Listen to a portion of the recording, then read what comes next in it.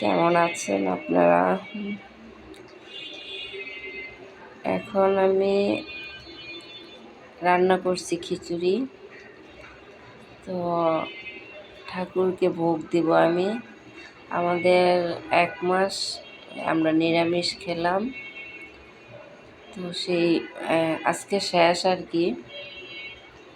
তো এখন খিচুড়ির সাথে নিরামিষ হবে, তারপরে বেগুন ভাজি হবে, পটল ভাজি হবে, তারপরে উস্তা ভাজি করব, আর পায়েস করব,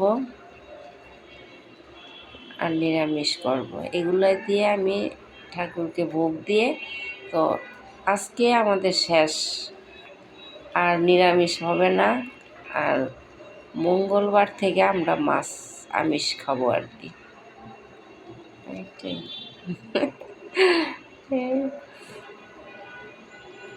ভালো থাকবেন সবাই।